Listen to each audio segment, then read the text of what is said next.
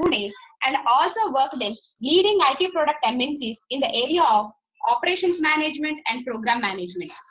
He has represented Sri City in various industry bodies and committees on smart cities sustainability committees. Mr. Satish Kamath brings to the table a unique mix of experience in IT program management, insight of smart city technologies, and vast experience in smart and sustainable city development and operations in India. So now I request you to speak, sir. Thank you for the nice introduction, and thank you everybody from the college management to give me an opportunity to speak to all the students. You know, this particular time in students as well as our life is very critical. Everybody knows that that coronavirus has created a situation which nobody had ever imagined, and which nobody had ever envisaged in their lifetime. So this is a once in a lifetime opportunity, and I want these students to sort of overcome all the challenges and make use of this opportunity to launch themselves in a career.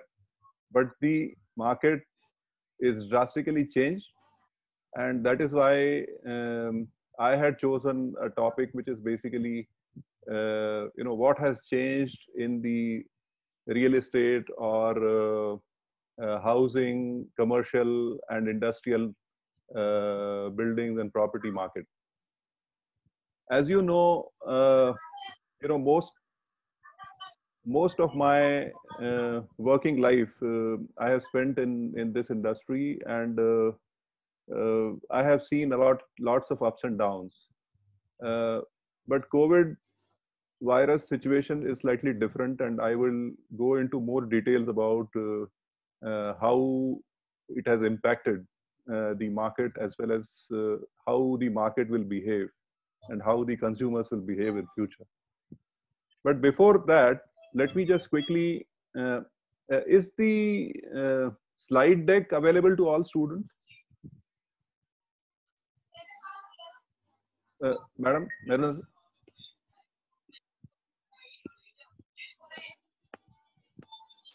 Very audible.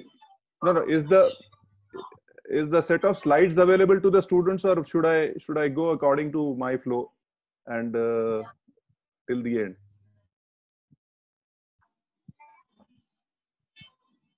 Okay. I'll just keep continuing till the Q&A starts. So my suggestion is that, you know, since the Zoom forum is also a little bit new to us, we are also you know, still learning how to use the Zoom calls in a better manner. But please park your questions or send your questions to the moderator, and let them choose the questions and send it to me. Hello. एक minute, मी जरा call में दे दूसरा.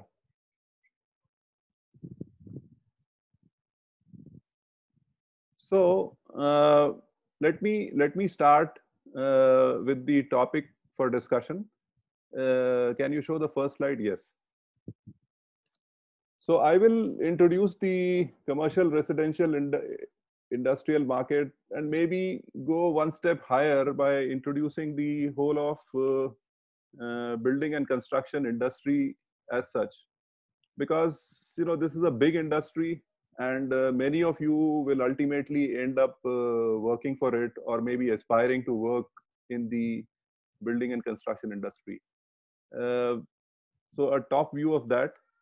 Then going deeper into the urban management and the issues about housing, commercial as well as industrial buildings, and then trying to go into the recent trends or what has changed because of COVID, and how we should try to overcome this challenge and learn new things and learn new skills or learn more about the market to be successful as professionals in this market. Uh, Let us go to the next slide, building and construction industry. So many of you who have uh, spent a little time doing their research on this industry, especially if you are interested in joining this industry as a future career, or you may already be working and then you may be doing your MBA or something like that side by side. It's a huge industry. It's a 10 lakh crore per year turnover industry. 10 lakh crores is roughly about 8% of our GDP. So it's a major industry segment. Not only that, it is the number 2 source of foreign direct investment. So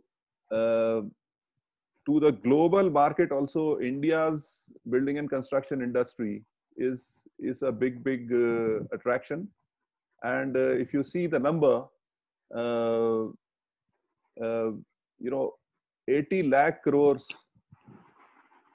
have been attracted by this industry from abroad in the last 9 to 10 years.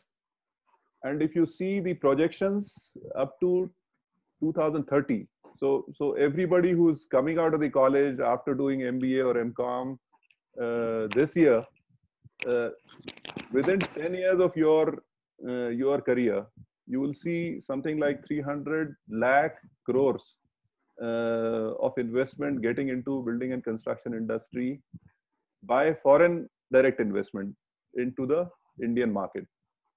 So it's a huge opportunity as well as a huge challenge, because anything that changes in the world and anything that changes in India will also have an impact on this industry. If you see the type of let's say consumer of this industry, let's say if you are an individual and you want to buy a house, probably your house will be your biggest investment in your lifetime, and you will probably make that investment only once in your lifetime. Same is true about even industrial properties or commercial properties also for the individual investor who's making that property or who's developing that property. So these are big decisions, and when the big decisions have to be made, you need some kind of continuity or stability in the market. With COVID coming in, that stability has been disturbed substantially, and which is what I will go in the second half of my lecture.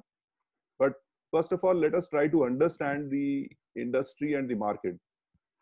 The third key thing about the market, my chosen topic, is that it is one of the highest employment generators.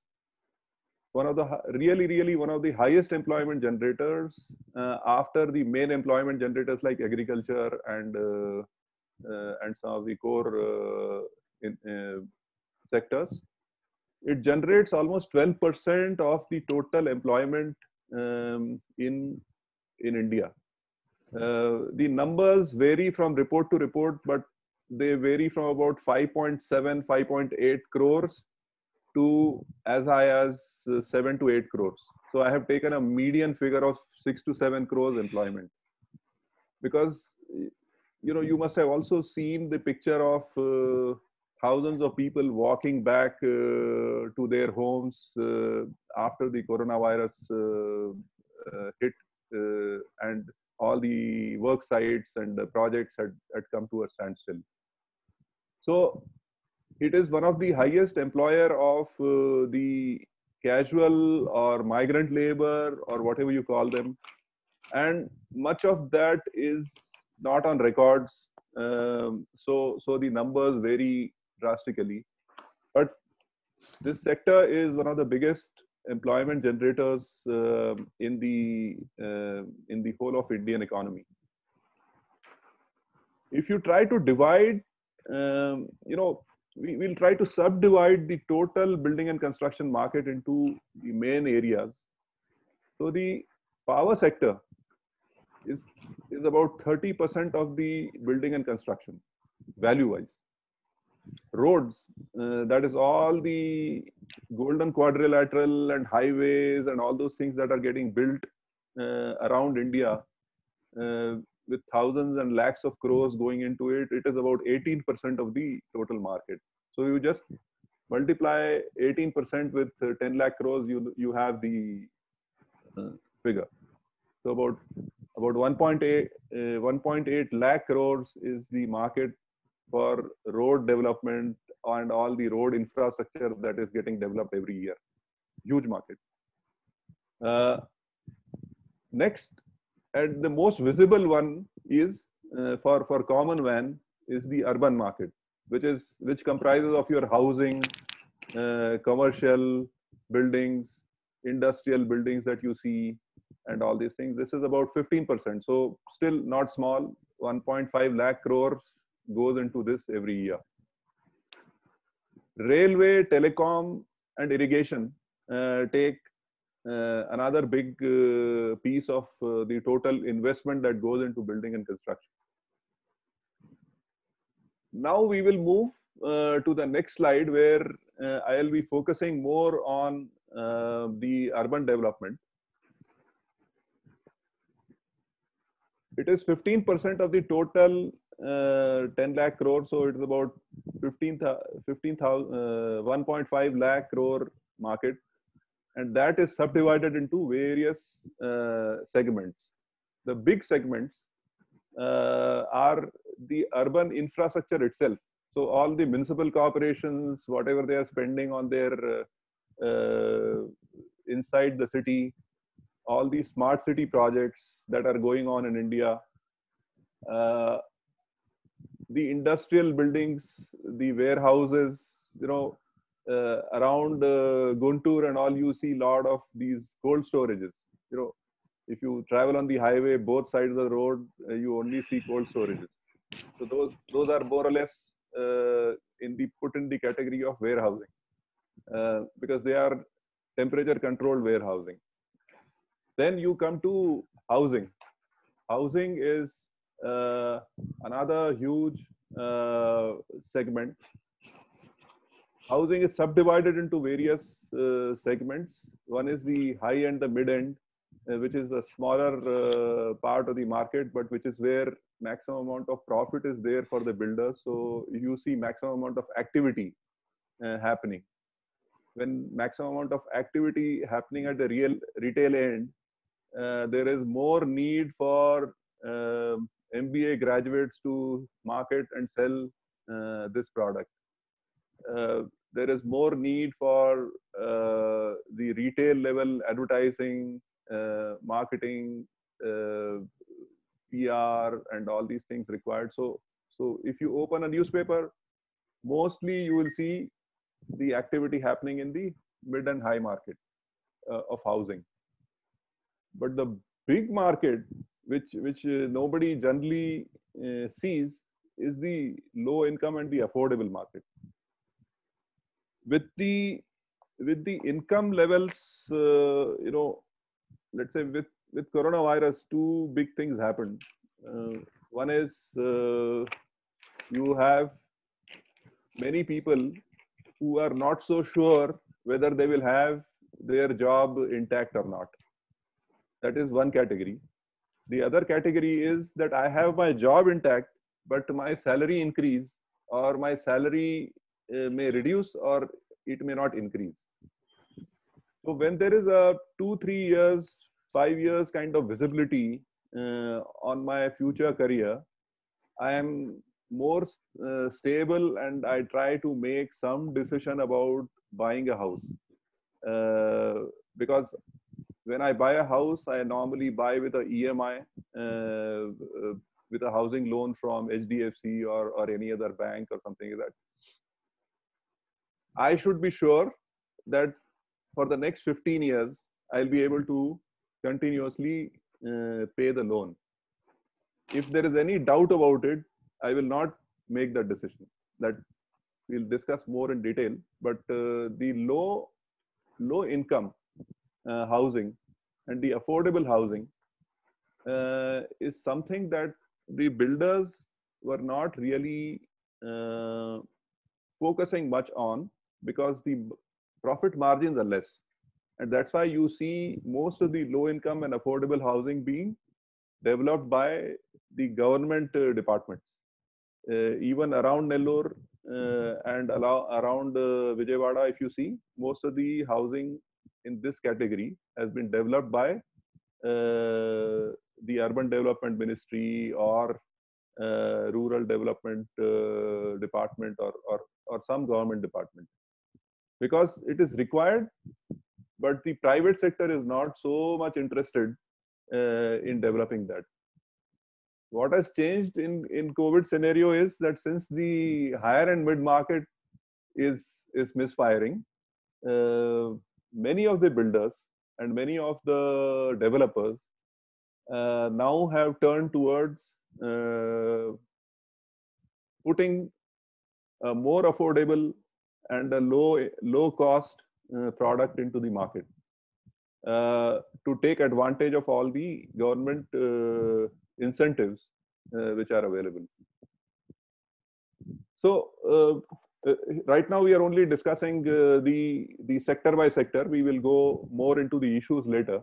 So then the next big chunk of development that gets done is the commercial office, retails, malls, and this category, which is generally put together in a category called mixed use. If you see, during Corona, millions of people were forced to start working from home. That includes me. So I had to work from home for a long time, and pretty much without visiting my office, I had to still do whatever is required.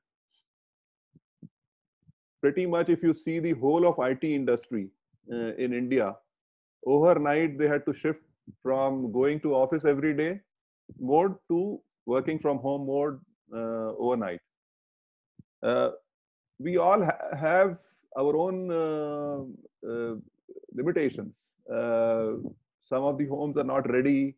I may not have, like, let's say I don't have an office in the home, so I have to sit in one corner of the home and still conduct my work. Some of them may have smaller homes, and you're not even having a less noisy place to sit and work.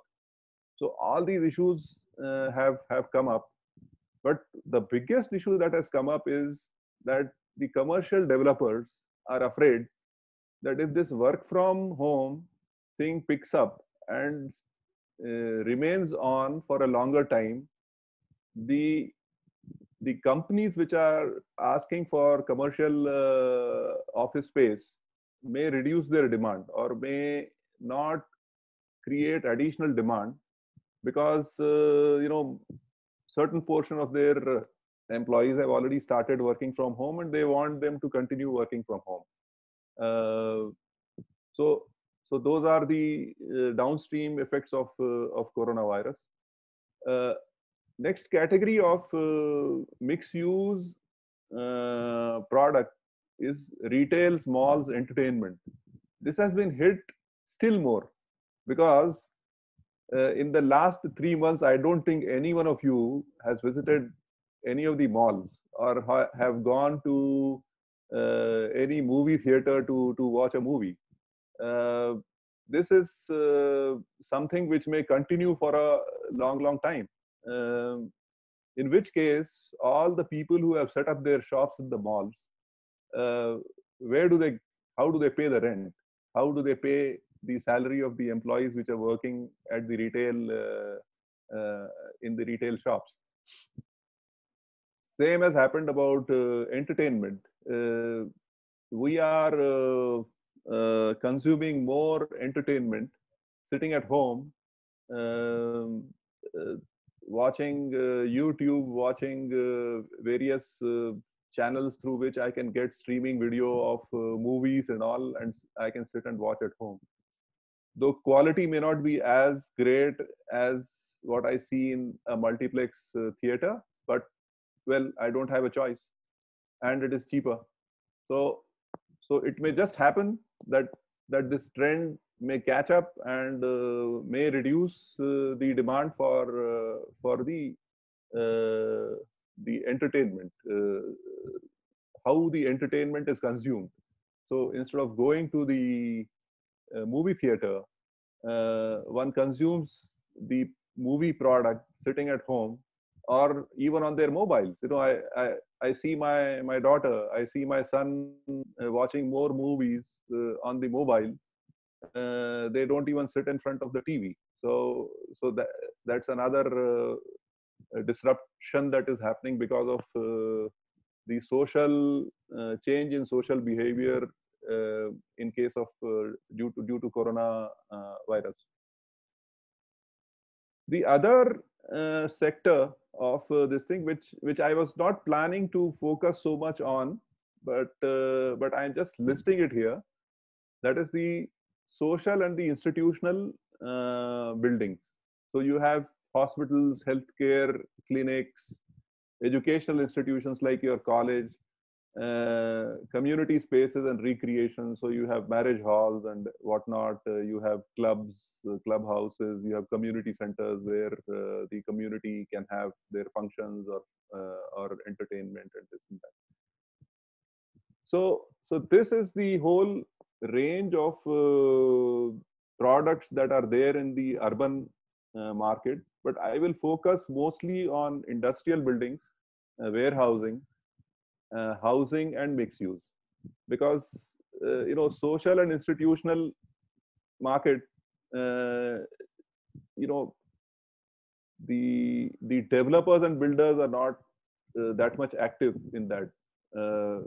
It is, let's say, some bunch of doctors come together and they make a hospital. uh, Organization or a non-profit organization collects some money, or some people invest some money into developing an educational institution.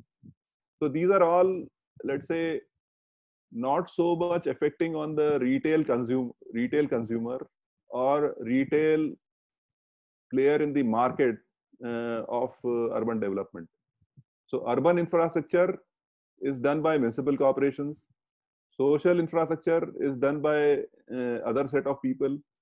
But what is affected, what is affecting the retail consumer as well as developer is the industrial, warehousing, housing, and mixed use kind of property. So let's go to the next slide.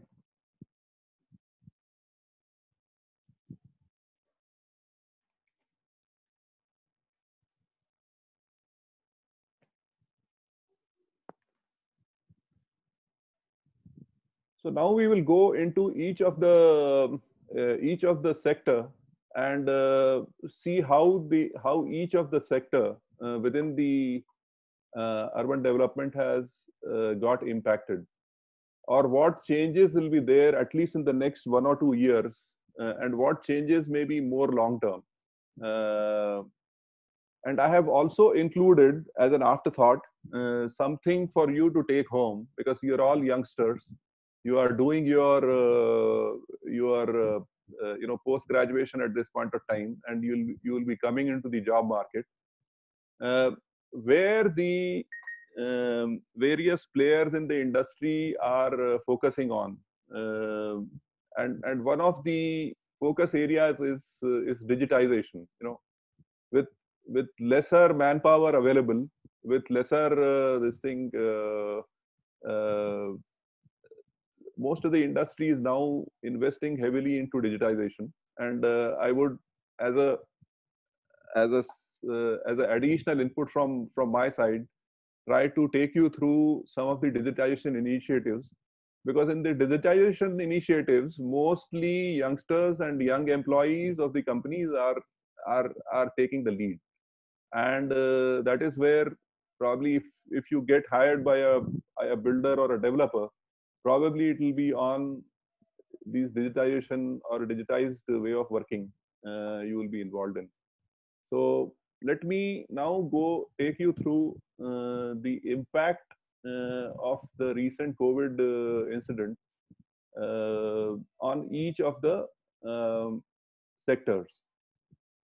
Now, if you see in my earlier slide, I had listed out that total 10 lakh crore market, how is it divided? So you have the power sector, road sector, urban sector, rail, telecom, irrigation, and a few percent by other miscellaneous kind of things. If you see power, road, rail, irrigation, these are all dependent on government spending. So, so there is not much impact of any individual business or businessman cannot really impact it much.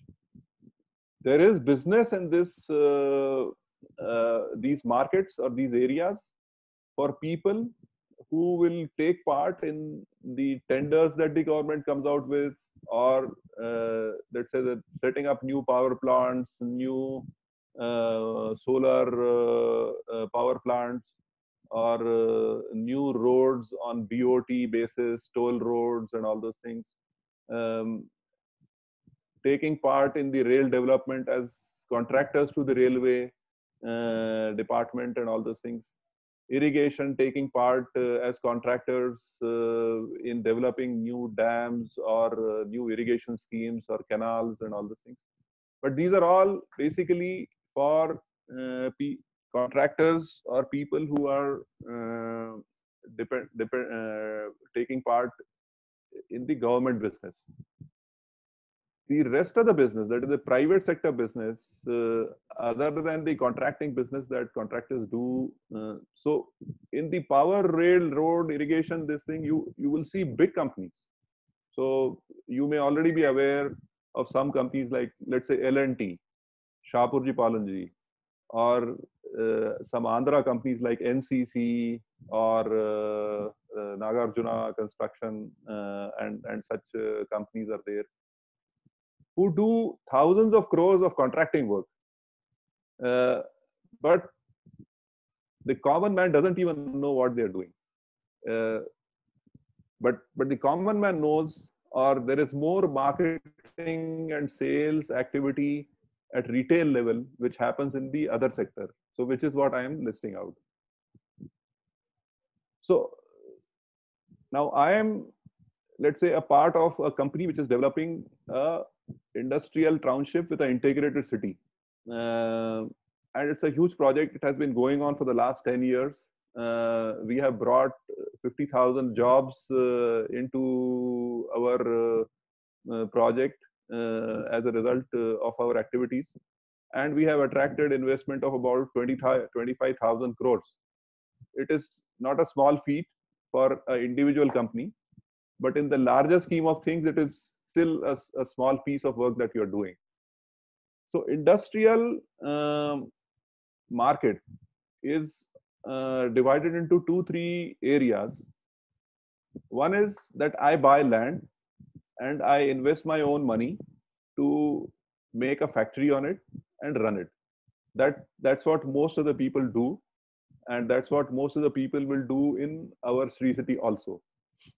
Due to COVID scenario, there is a bigger demand, or more and more people are saying that, look, I am not able to buy the land, so you give the land to me on lease, or better still, you make the factory and give it to me on lease. I will sign a 10-year contract with you. I will pay the rent, and you will get a return out of that kind of a model. Some developers will be able to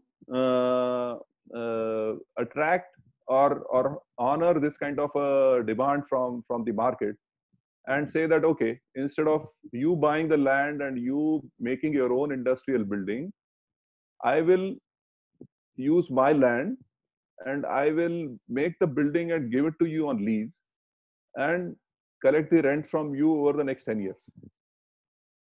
But many of the developers, and in this industrial area, there is mostly in every state, you have the state industrial development corporations. Industrial development corporations may not have the money to do this leasing business.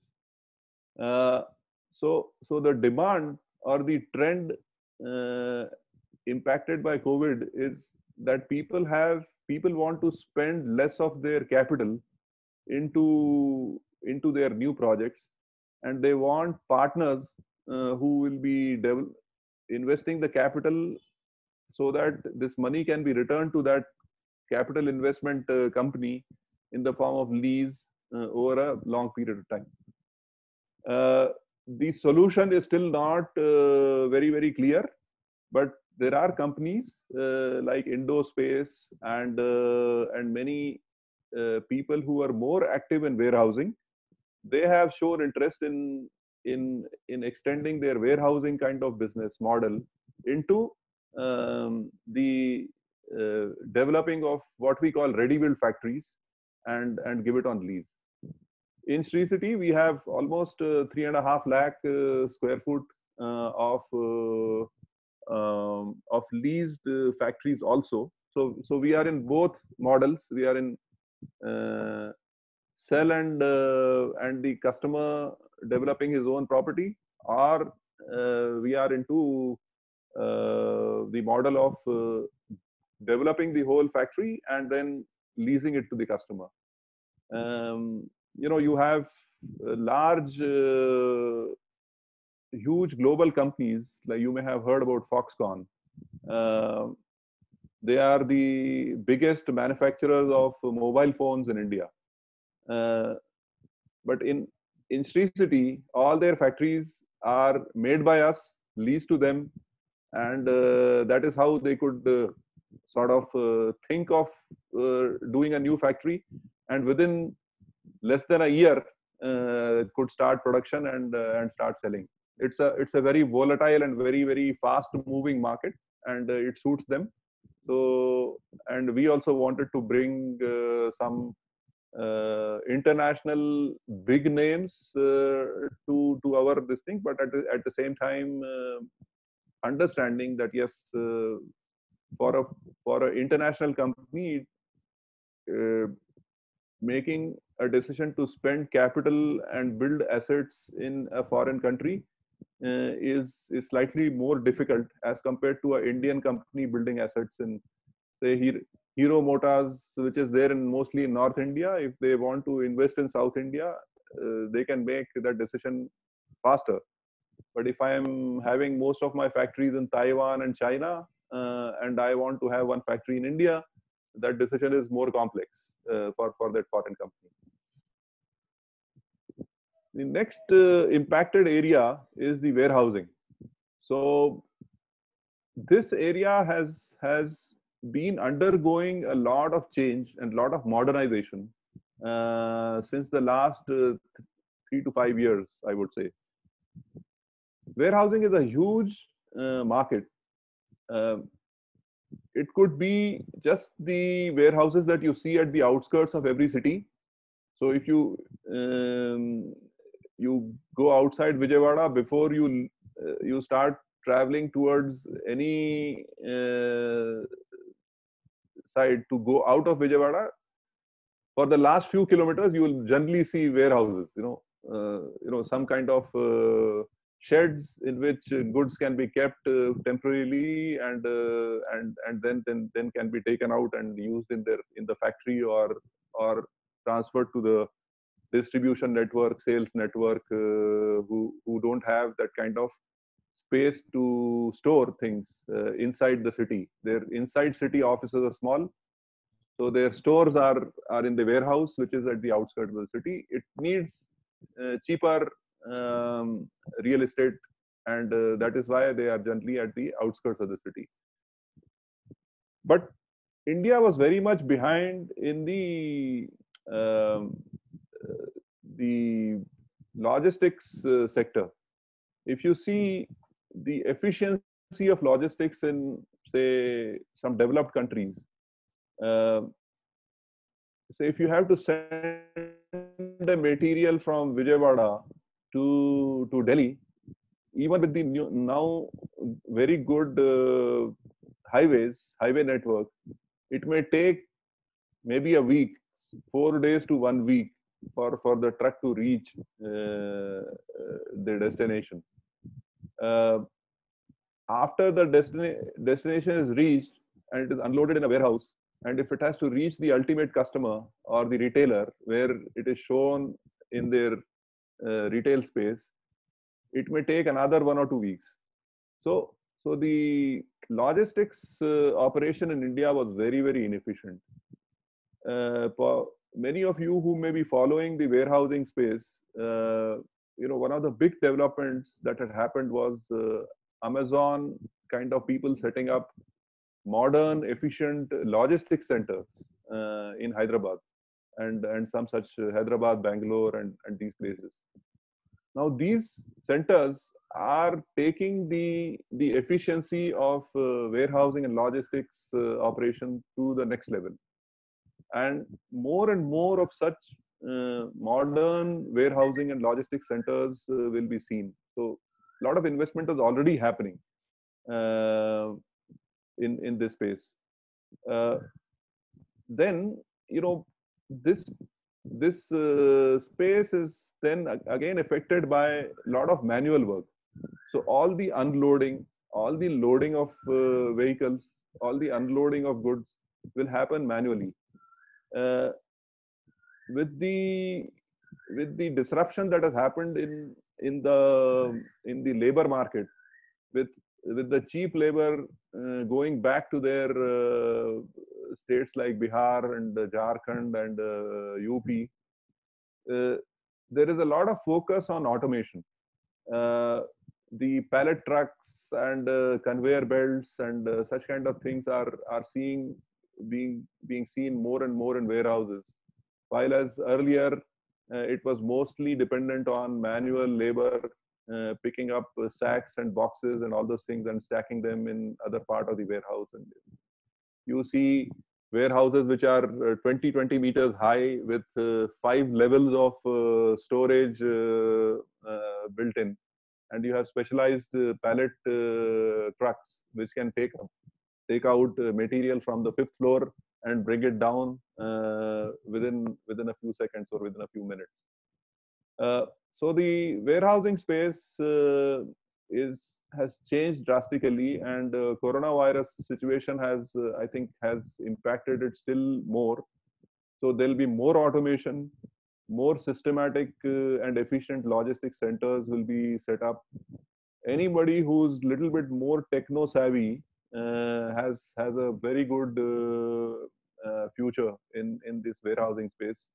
And some of the warehousing companies have attracted, if you see the private equity who has attracted them, much of this has gone into this warehousing space. So efficient warehousing, so technology plus real estate is seen in warehousing. Next, you come to the retail space. Retail has seen a big impact because of coronavirus.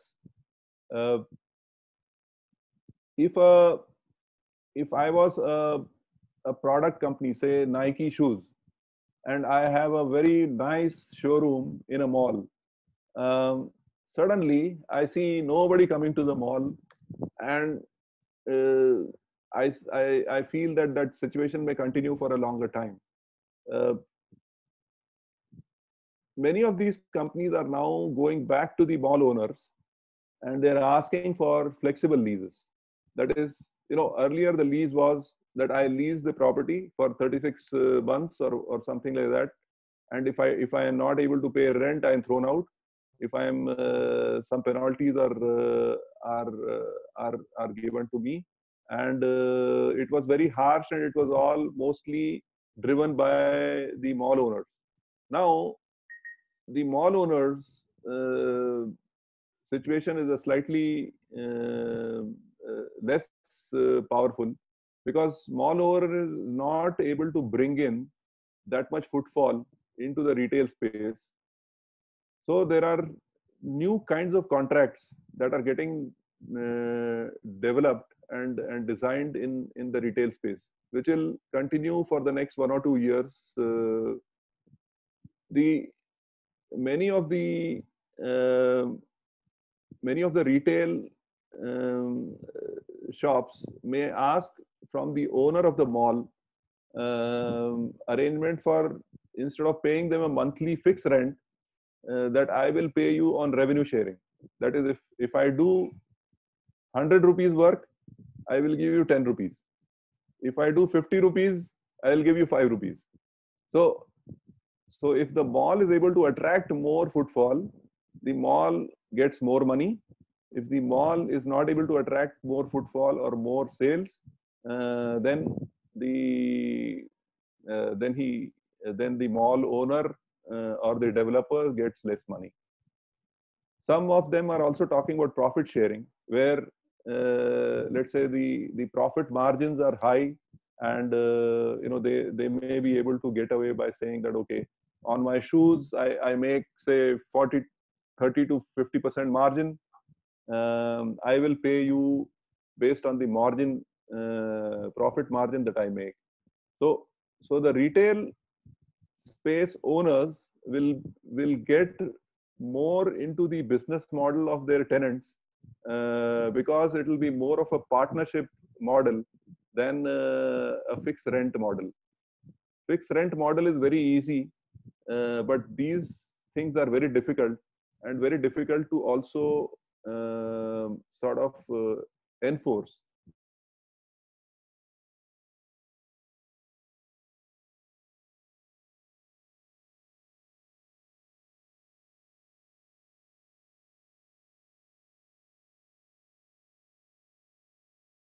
Because the revenue is going into the pocket of the shop, but he's not able to, mall owner is not able to get any money out of it.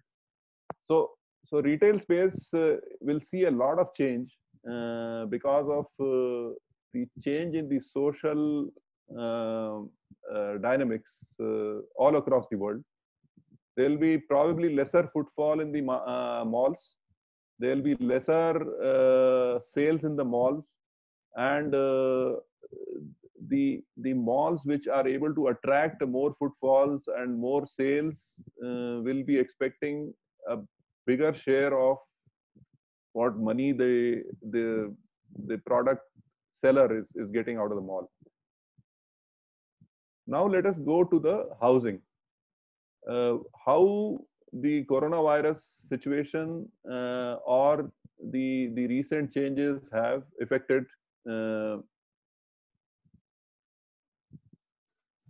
Am I audible now? Okay. So the housing, the size of the units is going to change a lot. If you just check with 10 builders now and check with their brochures which were 1 or 2 years old, these house sizes are reducing because the loan that a person wants to take against the house is they want to take lesser loan so that they are able to repay. Yamuna, is there any problem in the audio? Is there any problem in the audio? No? Okay. So there will be a lot of changes in the housing market. If you see, more and more people are getting attracted towards low cost housing. That means that the stigma which was there in the low cost housing, living in a low income housing area, is reducing, because the need in the market is that I should buy something which I'll be able to service, or if I'll be able to repay comfortably, rather than buying a house which is putting a lot of pressure on my, let's say, a larger portion of my monthly income is going into the house EMI. Many of the larger cities in India have also started seeing the trend of people preferring to go rental rather than owning. In Mumbai, the house prices per square foot rates are in the range of minimum 10 to 12,000 rupees a square foot to all the way up to 25-30,000 rupees a square foot. Now, for a average person, the he will have to pay all his salary as EMI if he wants to buy one of these houses. So they end up taking a sort of uh, responsibility to pay over 20 years, 25 years, and 25 years is a very long term period for anybody to think of. So if you go to Europe, most of the European countries, you see almost 60 to 70% of the people are living in rental houses, because the rental market is very stable. You know that okay, this rent is not going to go too much high over a period of time. The capital appreciation in the housing, if I buy a house for 10 lakhs and I expect that it will become 20 lakhs in 5 years if I want to sell, that kind of situation is not there in stable markets. It is there only in fast growing markets.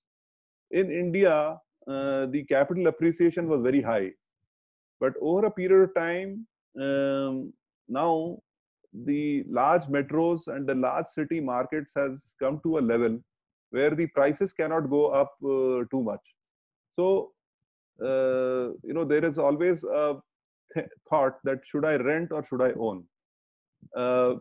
Youngsters say, if you see people of people in the age group of 20s and maybe up to 30s, uh,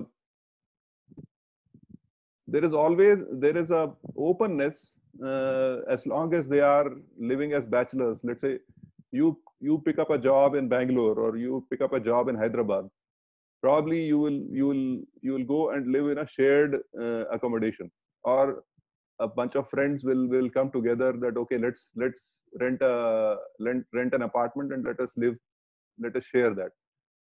But that on a more formal basis will start coming in the housing market. So instead of buying a house and renting it to an individual, companies are coming up where they will buy a bunch of houses and convert that into shared or co-living spaces. That is much more profitable for them, as well as convenient for bachelors and people who have just started their jobs or just moved to a large city kind of situation. So the housing market, even pre-COVID, it was going on, but I think COVID situation will force it much more. So property sizes will reduce. There will be more low-cost housing or low-income housing getting built. There may be more people preferring to continue renting a house rather than owning, and there will be more properties developed in the shared or co-living spaces model. Next slide.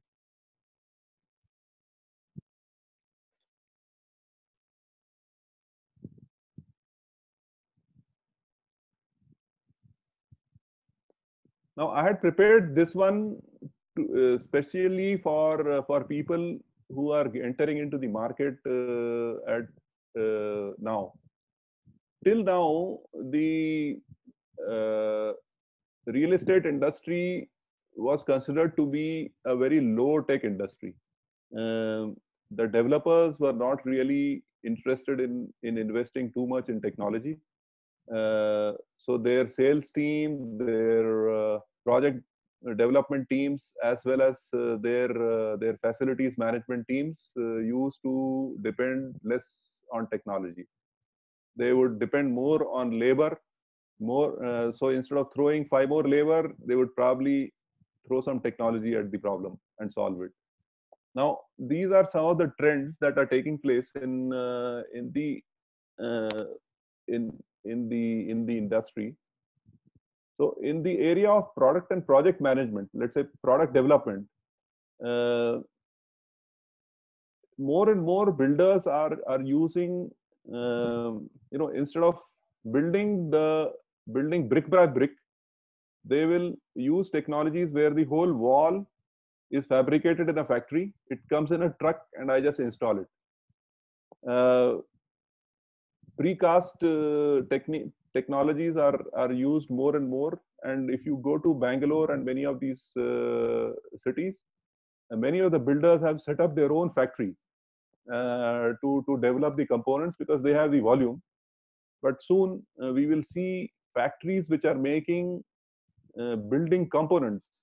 Okay, building components means walls, the whole toilet block, and such kind of things in the factory, so that the work at site, what is done at site, becomes faster and it requires less manpower.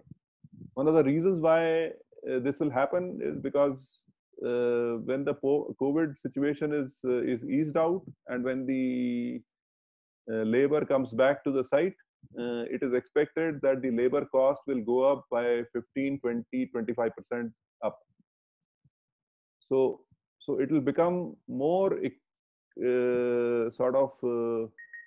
justifiable for the builder and developer to use technology rather than labor in future. So the next this thing is modules and technologies to reduce labor intensive work will be invested in. So on the project sites, some of the early learnings that we had was that people were afraid of handling paper. If somebody goes to someone, says that look at this paper and sign it, that guy will be thinking that, oh, is this guy coronavirus infected? If I touch this paper, will I get coronavirus, and such kind of things. So everything is now trying to become paperless. All reports, all project approvals and everything. So digital technologies and tools are percolating down to the construction sites, which is something new, because the sites were still working in the 19th century mode. We are in 21st century now. I think with this coronavirus attack, we will have to jump to the 21st century. And many of you who now enter the industry will find the industry much more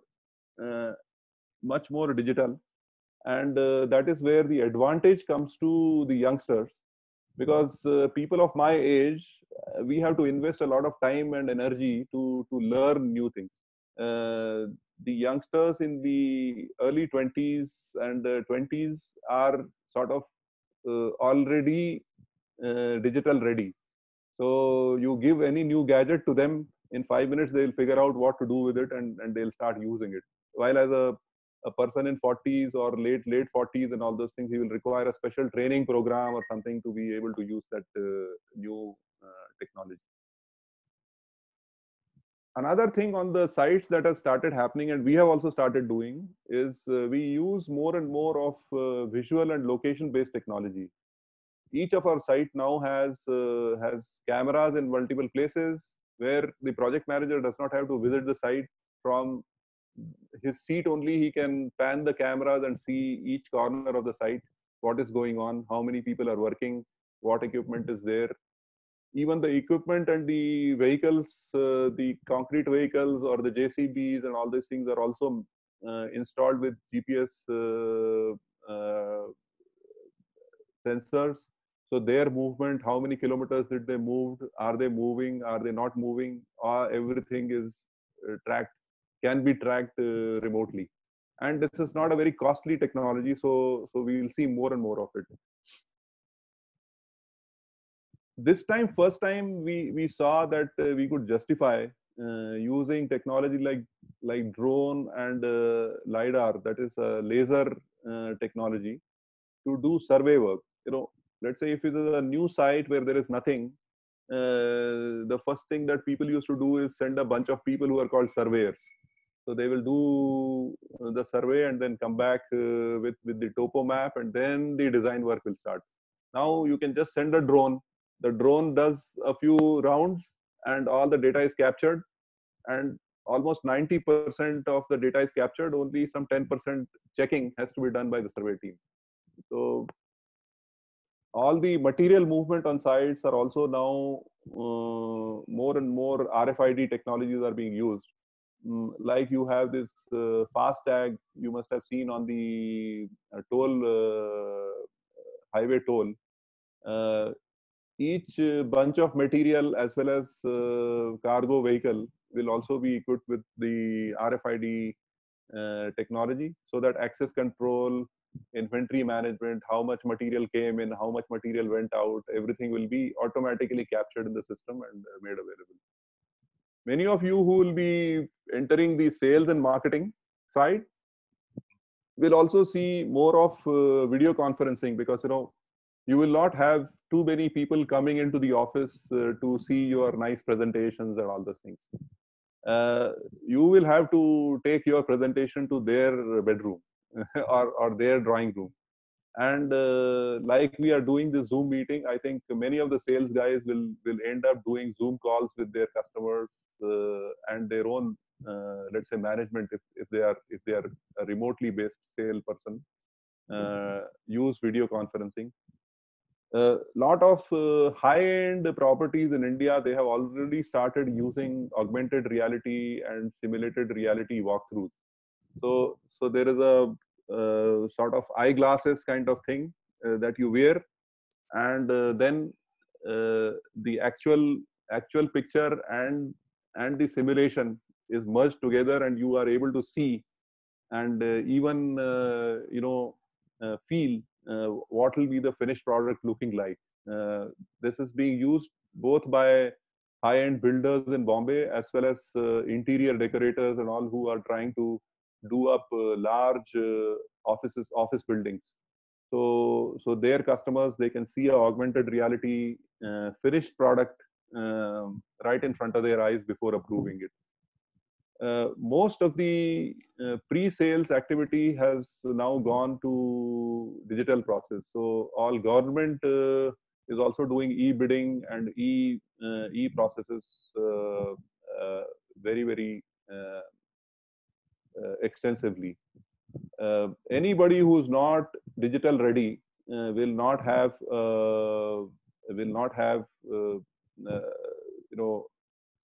employers interested in employing them. So this is the advantage that youngsters like you have. Be in touch with all the digital technologies, adopt quickly, or even you may be given the need to learn and teach some of the older employees in your office how to use these kind of technologies. So make use of that. And now I will request the moderator to probably open the forum for some Q&A. Maybe we still have some 10 minutes to do Q&A. Is that right, madam?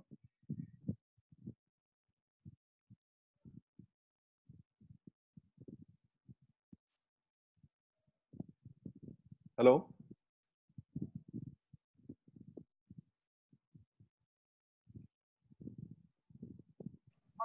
Yes, sir. It is audible, sir. You can speak now. Yes, so, sir. No. I can speak, but I want some questions now.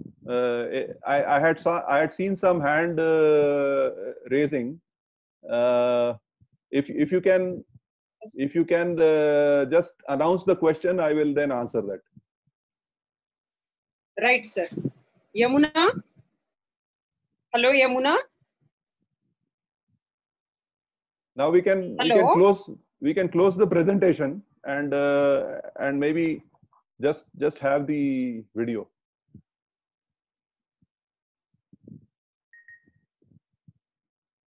Hello. Yamuna, are you there? Yes, ma'am. Yeah, ma'am. Can you hear, ma'am? You Can just you go hear to me? the questions in the chat Yeah. box. You read out the questions in the chat box. Some of them have raised Okay, the ma'am. hands. Yeah. Okay. Yeah. Now you can close the presentation and you can show only the video. Yeah. Yamuna, ask the Jagdish sir to close the presentation. Yeah. No. Yeah. It is done. Yeah. And I'll be happy if faculty also can ask me questions.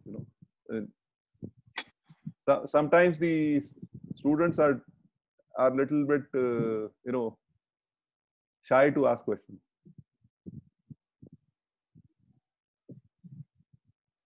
Happy to have you sir, with us. Yeah. Associate with you. This is Dr. Mazhar, sir. Yeah. Sir, actually, are you now at Pune, sir? Yeah, I am at Pune. I came here for a short trip, but I got stuck because of need for doing home quarantine. Then now my Arogya Setu is showing orange, so I have to do self quarantine for the next 14 days. So I'm stuck in Pune. can't go back to Sri City anytime soon. So are you working from home now, sir? Yeah, About whatever the task? Yeah, I am at Pune home. Okay, sir. It's a wonderful session, sir. Yeah. Exactly, you covered everything about the construction industry as well as the career for students at construction industry also. How is the job market now, sir, for either for MBA aspirants or for any of the BTech students? How is Yeah, the job that's market? what if there are no specific questions, then I'll probably spend a little bit time on how the job market is changing. So for a person who's an MBA, most of the MBAs they will be preferring, unless you have done MBA in finance, most of the MBAs will probably go into two areas. One is sales and marketing, and the other is operations and logistics. So operations and logistics, I think, is doing great right now. There are a lot of opportunities in that, because there is a lot of operational changes that are happening. Like I mentioned, in the logistics area, all the old warehousing stores are being converted into intelligent, efficient supply chain centers. People who have the ability to quickly understand the technology aspect of that, all the applications and everything, and become a part of running these centers will be very much in demand. And many of the MBAs will be interested in joining some of these modern warehouses or modern logistics centers as a part of their operations team. Because supply chain if inefficiency will become much more impactful when the profit margins reduce. Let's say if you're selling a FMCG product, say some Cadbury's chocolate, if they were making 15% margin, now they're making 10% margin, they have only two options. One is to reduce their cost by 5%, or increase their sales by 10% or something like that. Increasing the sale is not in their hand. So reduction in cost is only in their hand. Now reduction in the cost can be done by increase in efficiency or reduction in number of people working. So a dumb company will reduce number of people, but a smart company will increase the efficiency. So how the efficiency can be improved? Through use of new tools, and mostly these are all digital technology tools. And youngsters have a big advantage because they can pick up these things quickly and really become even trainers to the existing workforce, because existing workforce is used in using the old technology, manual systems. They write everything in registers or in Excel sheets, and any all the day's work will be then summarized, and they'll be generating a report at the end of the day. Those days are gone. You need reports every second. It should be updated, so in real time everything needs to be updated. So use of familiarity and expertise in using the enterprise systems like ERP systems and the new technologies which are being used in logistics and warehousing systems will be very, very useful.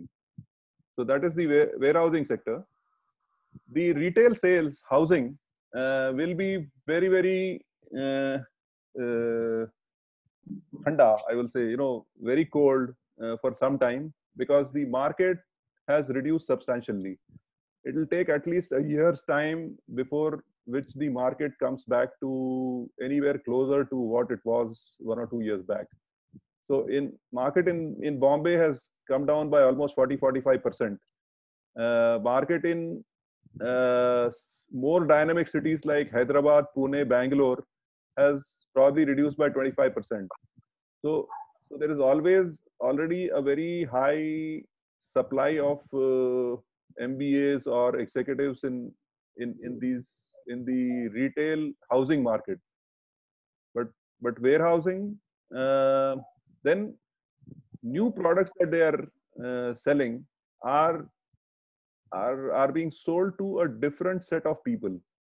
So low income houses are being purchased by a different set of people as compared to the kind of people that they were used to. So their existing sales force may not really be able to develop that kind of insight, or they may not have the insight about the new market. If a new person quickly shows that insight, they'll be able to make a good impact on it. And then there is a market which has not got affected, that is the luxury, the top end market. The market in which you'll show them a virtual walkthrough of their product that they are buying and all those things. There, the more sophisticated and more sort of socially sophisticated people, if they join, I think that market is not affected much. A person who bought a 5 crore house 2 years back, the same person, even with Corona also, he can buy a 5 crore house. So that has not changed. Other than that, I think in the industrial market, the challenges are because of lack of every country wants to have their country first. So US company, if they want to set up a plant in India, they will get beaten up by the US government in US. So they are afraid of telling their government that they want to set up a plant in India. China, Japan, and Korea, these are the 3 countries which are the most sort of open to set up plants in India.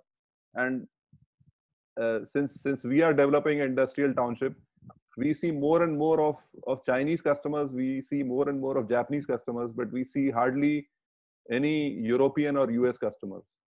Europe is sort of not growing, and it is the most badly impacted because of COVID situation. It will be a long time before they go out shopping for or they think of setting up new factories in rest of the world. So that understanding of the dynamics and sort of being effective with those customers is important. But new kinds of products are coming up. Let's say in case of industrial, there'll be more and more of ready-built factories. So the way you sell it and the way you sell land for factory are two different things. So new type of salespeople, new smart guys who will be able to go deeper into the business model of the customer and understand it will be required by industrial developers, industrial real estate developers also. In short, what I have to say about, if there is any, there is one question. Any source of income in the coming months? How long is this situation impacting middle-level low-income group? Okay. So Harita has asked a question. Is there any source of income in the coming months? So it's a, I can only speculate. There are for a lot of people whose let's say jobs have got impacted. I think it'll take some amount of time before they get into their jobs regularly. For whose jobs are continuing, they will be a little bit afraid of investing in housing property. But yes, I think coronavirus kind of situation impacts more the low income and mid income people as compared to high income people. So the worst impacted are the migrant labor. Next worst is the labor within the state. Then the low income and the mid income executives. So it will take about a year's time basically to come to some kind of a clear understanding of what is happening. One, Anjana Sai had asked question about home-based work. I think home-based